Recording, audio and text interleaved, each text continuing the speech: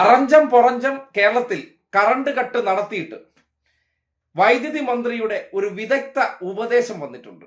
ശ്രദ്ധിക്കുക, ഫുട്ബോൾ ലോകകപ്പ് നടക്കുന്ന സന്ദർഭത്തിൽ നിങ്ങൾ ചെയ്യേണ്ട ഒരു കാര്യമുണ്ട്. ഏത് സമയത്ത്? രാത്രി കാലങ്ങളിൽ. എന്താണെന്ന് കേട്ടെ. അതുപോലെ തന്നെ ഒരു അഭ്യർത്ഥനയും ഞാൻ ഇതിനോടകം നടത്തിയിട്ടുണ്ട്. അതൊന്നുകൂടി മാധ്യമങ്ങൾ വഴി ആവർത്തിക്കുകയാണ്. രാത്രി കാലങ്ങളിലെ ഉപയോഗം കഴിയുന്നത്ര കുറയ്ക്കുക. കേട്ടല്ലോ, അനാവശ്യമായിട്ടുള്ള ഒരു കാര്യം ചെയ്യരുത്. അതിൽ പ്രധാനമായി ഉദ്ദേശിക്കുന്ന ഈ ഫുട്ബോൾ കളി, ഇതൊക്കെ എന്തിനാവശ്യമാണ്? നിനക്കൊക്കെ വല്ല കാര്യമുണ്ടോ? രാത്രി ഈ ഉറങ്ങാതിരുന്നിട്ട് മറ്റേ ടി വി ഓൺ ചെയ്ത് വല്ലവനും കിടന്ന് ഈ പന്തിന്റെ പിറകെ കിടന്ന് ഓടണ കാര്യങ്ങൾ നിനക്കൊക്കെ ടി വി ഓൺ ചെയ്ത് ലൈറ്റ് ഓൺ ചെയ്ത് വെച്ച് കാണേണ്ട വല്ല കാര്യമുണ്ടോ? പോയി കിടന്ന് ഉറങ്ങിക്കൂടെ? ആ സമയം ഉറങ്ങിയാൽ നമ്മൾ ആ സമയത്തൂടെ കട്ട് ചെയ്യൂലേ? ഇത് ടി വി ഓൺ ചെയ്ത് വെച്ചിട്ട് ചുമ്മാ മന്ത്രിയുടെ തോളിക്കയറാൻ നടക്കുന്നു. നാണോ ഇല്ലേ എന്ന തരത്തിലാണ് മന്ത്രി ചോദിക്കുന്നത്. സ്വാഭാവികമായിട്ടും ഈ നാട്ടിലെ ഫുട്ബോൾ പ്രേമികൾ അത് കേൾക്കേണ്ടതാണ്. കാര്യം മന്ത്രിയെ സംബന്ധിക്കുന്നിടത്തോളം മാനസികാവസ്ഥയിൽ ഇത്തരം കാര്യങ്ങളൊക്കെ അനാവശ്യമാണ്. ഇതൊന്നും രാത്രിയായാൽ ചെയ്യേണ്ട കാര്യമല്ല. 8 മണിയാകുമ്പോൾ പോയി ലൈറ്റ് ഓഫ് ചെയ്തിട്ട് കിടന്ന് ഉറങ്ങിക്കൊള്ളാം. അതാണ് നിങ്ങൾ ചെയ്യേണ്ട കാര്യം. ജൻസികൾക്ക് ഇത്രയും മികച്ചൊരു പൂക്കി വൈദ്യുതി മന്ത്രിയും കൂടെ കിട്ടിയതിൽ നിങ്ങൾക്ക് സന്തോഷമായില്ലേ? പിന്നെ ഒരു കാര്യം കൂടി ഓർപ്പിച്ചിട്ടുണ്ട്. ഈ കട്ട് ഇത് പെട്ടെന്നൊന്നും തീരണ അവസ്ഥയിലല്ല മുന്നോട്ട് പോകുന്നതെന്നും കൂടി അദ്ദേഹം പറയുന്നുണ്ട്. പ്രയാസങ്ങൾ ഉണ്ടായിട്ടുള്ളത് അത് പരിഹരിക്കാൻ വേണ്ടി ദീർഘകാല കരാറിന്റെ ആസൂത്രണം നടപ്പിലാക്കുന്നു. അതുപോലെ ഹ്രസ്വകാല കരാർ കൂടുതൽ വില നൽകി വൈദ്യുതി വാങ്ങുന്നതിനുള്ള അനുമതിക്കായിട്ടും വൈദ്യുതി ബോർഡ് കമ്മീഷനെ സമീപിച്ചിട്ടുണ്ട്. അങ്ങനെയുള്ള നടപടികൾ സ്വീകരിച്ച് എത്രയും കുറഞ്ഞ പ്രശ്നങ്ങൾ ജനങ്ങൾക്ക് എത്രയും കുറഞ്ഞ പ്രശ്നങ്ങളോടെ വൈദ്യുതി വിതരണം നടത്തുന്നതിന് വേണ്ടിയാണ് പരിശ്രമിക്കുന്നത്. അതുപോലെ തന്നെ ഒരു അഭ്യർത്ഥനയും ഞാൻ ഇതിനോടകം നടത്തിയിട്ടുണ്ട്. അതൊന്നുകൂടി മാധ്യമങ്ങൾ വഴി ആവർത്തിക്കുകയാണ്. രാത്രി കാലങ്ങളിലെ ഉപയോഗം കഴിയുന്നത്ര കുറയ്ക്കുക.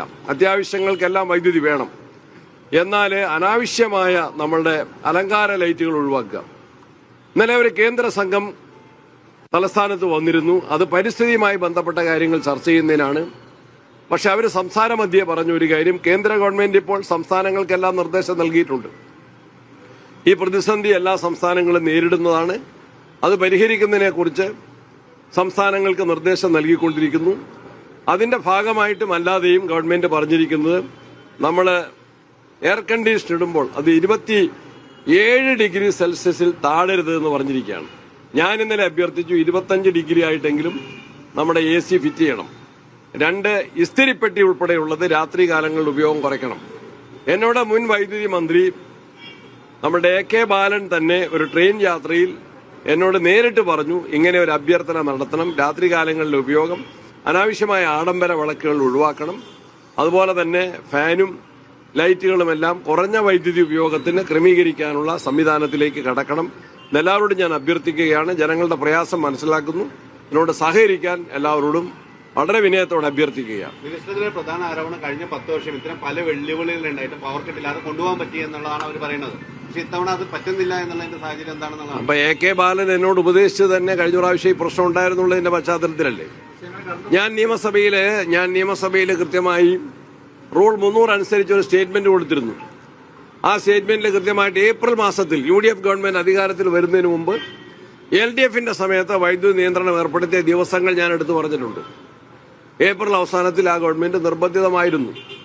അതുപോലെ ഞങ്ങൾ ഗവൺമെന്റ് വരുന്നതിന് മുമ്പ് മെയ് മാസം 10, 11 തീയതികളിൽ കേരളത്തിൽ വൈദ്യുതി നിയന്ത്രണം ഉണ്ടായിരുന്നു. ഞാൻ സഭയിൽ രേഖാമൂലം പറഞ്ഞതാണ്, സഭയുടെ റെക്കോർഡിലുള്ളതാണ്.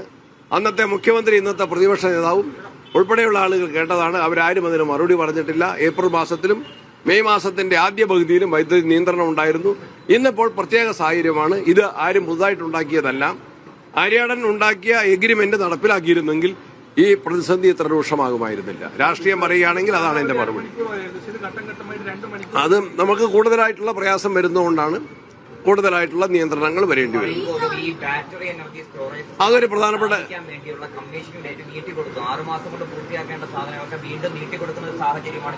ആരും നീട്ടിക്കൊടുത്തിട്ടില്ല.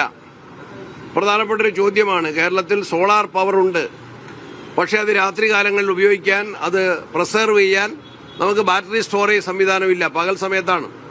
പകൽ സമയത്ത് നമുക്കൊരു യൂണിറ്റ് വൈദ്യുതിക്ക് 1 പൈസയ്ക്ക് കിട്ടും. നിങ്ങൾ മനസ്സിലാക്കണം, 1 പൈസയാണ് ഒരു യൂണിറ്റിനെങ്കിൽ രാത്രി 10 രൂപ കൊടുത്താൽ അത് കിട്ടില്ല. പകൽ സമയത്ത് 1 പൈസയ്ക്ക് കിട്ടുന്ന 1 യൂണിറ്റ് വൈദ്യുതി രാത്രി 10 രൂപ കൊടുത്താൽ കിട്ടില്ല. അപ്പം നമ്മൾ സോളാർ എനർജി നമ്മൾ ഉൽപ്പാദിപ്പിക്കുന്നു, പക്ഷെ അത് പ്രിസർവ് ചെയ്യാൻ സംവിധാനങ്ങളില്ല. ഞാൻ എല്ലാ ജില്ലകളിലും ഒരു വട്ടം യാത്ര ചെയ്തു. അതിന്റെ ഭാഗമായിട്ട് എറണാകുളത്ത് ചെന്നപ്പോൾ അവര് ഒരു മോഡൽ പരീക്ഷണം എറണാകുളത്ത് നടപ്പിലാക്കിയിട്ടുണ്ട്. അത് വേറൊരു കമ്പനി അവിടെ കൊടുത്തയച്ചതാണ്. ആ മോഡൽ വിജയകരമാണെന്ന് മനസ്സിലാക്കുന്നു. ബാറ്ററി സ്റ്റോറേജ് പദ്ധതി വേഗത്തിലാക്കാൻ കാസർഗോഡ് മയിലാട്ടിയിൽ സമയബന്ധിതമായി തീർക്കാൻ നിർദ്ദേശിച്ചിട്ടുണ്ട്. ഞാൻ മയിലാട്ടിയും ശ്രീകണ്ഠപുരവും 20-ാം തീയതി അടുത്ത തിങ്കളാഴ്ച സന്ദർശിച്ച് അതിന്റെ പ്രവർത്തന പുരോഗതി വിലയിരുത്തും. സമയബന്ധിതമായിട്ട് തീർക്കാനുള്ള നടപടികൾ സ്വീകരിക്കും. എറണാകുളം ജില്ലയിലാണ് ബസ് ഏർപ്പെടുത്തി എറണാകുളം ജില്ലയിലാണ്. നടക്കുന്നുണ്ട്. കഴിഞ്ഞ ദിവസം തൃശ്ശൂരിൽ രാത്രി ഡിവൈഎഫ്ഐ പ്രവർത്തകർ തൃശ്ശൂരിൽ വലിയ ഉപരോധം അർജന്റീന മത്സരത്തിനിടയിൽ കറണ്ട് കെട്ടുണ്ടായി. അതെ, ആരെയാ ഉപരോധിക്കേണ്ടതെന്ന് പരിശോധിക്കണം. അന്നത്തെ കരാർ ഉണ്ടാക്കിയിരുന്നെങ്കിൽ, ആര്യാടൻ മുഹമ്മദ് ഏർപ്പെടുത്തിയ കരാർ ഉണ്ടായിരുന്നെങ്കിൽ ഇത് വരില്ലായിരുന്നു. നിങ്ങൾക്ക് ഇന്നലകളിൽ ഭരിച്ച സർക്കാരിനെ പോലെയല്ല പലതരത്തിലുള്ള വിസ്മയങ്ങൾ കൊണ്ടുവരുമെന്നാണ് അറിയിച്ചിട്ടുള്ളത്. അതിലൊരു വിസ്മയമാണ് രാത്രി ആയിക്കഴിഞ്ഞാൽ തോന്നുംപടി കറണ്ട് കെട്ടുണ്ടാവും. ഉറക്കത്തിൽ പോലും കറണ്ട് കെട്ടുണ്ടാവും. കാര്യം ഉറക്കത്തിൽ നിങ്ങൾ കിടക്കുന്ന സമയത്ത് നിങ്ങൾക്ക് ലൈറ്റ് ആവശ്യമുണ്ടോ? ഇല്ലല്ലോ. പിന്നെ ഉറങ്ങിക്കഴിഞ്ഞാൽ ഫാനിന്റെ ആവശ്യമുണ്ടോ? ഇല്ലല്ലോ. അപ്പൊ എന്ത് ചെയ്യണം? അത് കുറച്ചു നേരം ഓഫ് ചെയ്തു എന്നങ്ങ് വിചാരിച്ചാൽ മതി. അങ്ങനെ കിടന്നങ്ങ് ഉറങ്ങിക്കൊള്ളാം. ഇനി ഇങ്ങനെയൊക്കെയാണ് നിങ്ങൾ ശീലിക്കേണ്ടത്. കാര്യം ഏത് സാഹചര്യത്തിൽ പോയാലും നമ്മൾ ജീവിക്കാൻ പഠിക്കണമെങ്കിൽ എന്ത് വേണം?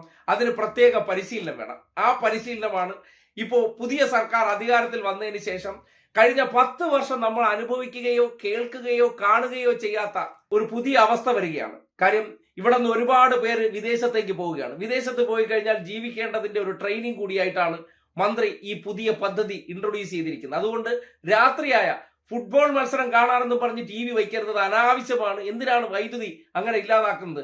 എവിടെ കിടക്കുന്ന ഒരു അർജന്റീന, എവിടെ കിടക്കുന്ന ഒരു സ്പെയിൻ, അവന്മാർ അവിടെ കിടന്ന് കളിക്കുന്നതിന് നീയൊക്കെ ഈ നാട്ടിലെ വൈദ്യുതി എന്തിനാണ് ചെലവാക്കി ഇല്ലാതാക്കുന്നത് എന്നുള്ളതാണ് മന്ത്രിയുടെ ചോദ്യം. അതുകൊണ്ട് അത്തരം കാര്യങ്ങളിൽ കേരളത്തിലെ യുവാക്കൾ വരുന്ന ഞായറാഴ്ചത്തെ ഫൈനൽ ദിവസം മന്ത്രിയോടൊപ്പം സഹകരിക്കണമെന്ന് അദ്ദേഹം പറയാതെ പറഞ്ഞു വെച്ചിട്ടുണ്ട്. നിങ്ങൾ തന്നെ ഇരു കൈയും നീട്ടി ഇങ്ങനെ ഒരു പൂക്കി വിസ്മയത്തെ സ്വീകരിച്ചോളൂ എന്ന് മാത്രമേ ഉപദേശിക്കാനുള്ളൂ. മറ്റൊന്നും അടുത്ത 5 വർഷം നമുക്ക് ചെയ്യാനില്ല, അനുഭവിക്കാനേ പറ്റുള്ളൂ.